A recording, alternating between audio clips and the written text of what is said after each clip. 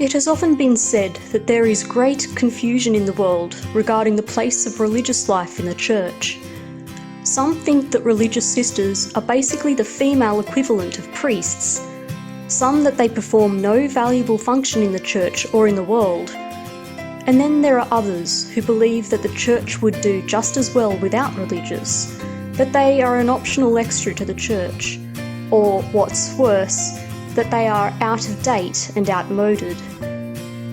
These people are so painfully mistaken in their views that one isn't sure where to start in setting them straight.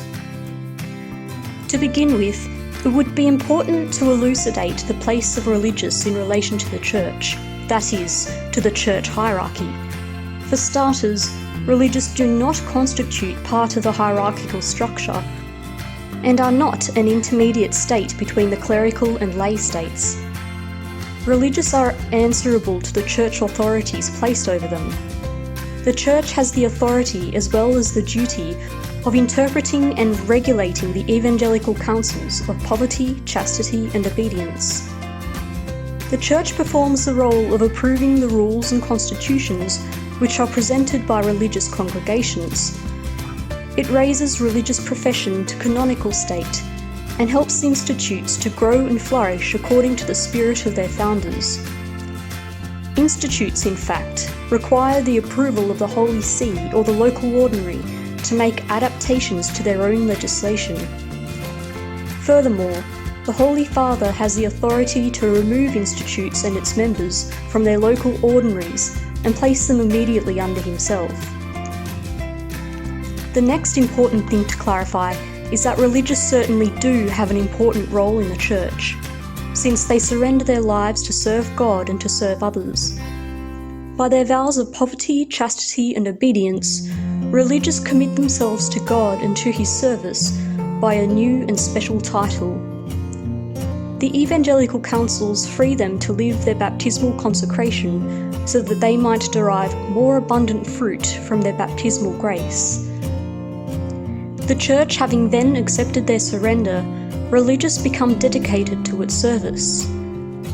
As they come to live and think more in line with the church, they dedicate themselves more completely to its mission. Even their spiritual life ought to be devoted to the welfare of the whole church. They adorn the church by their faithfulness. Religious life necessarily has an apostolic aspect. The purpose of religious life is to help the members of the church to follow Christ. Religious should be inspired by an apostolic spirit, presenting Christ to both believers and non-believers in a striking manner. But not all members of a body perform the same function, since various religious congregations espouse differing apostolic tasks depending on their particular God-given gifts.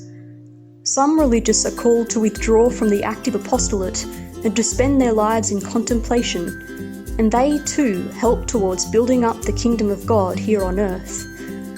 The principal duties of monks, for instance, is to offer their service directly to God from within the monastery.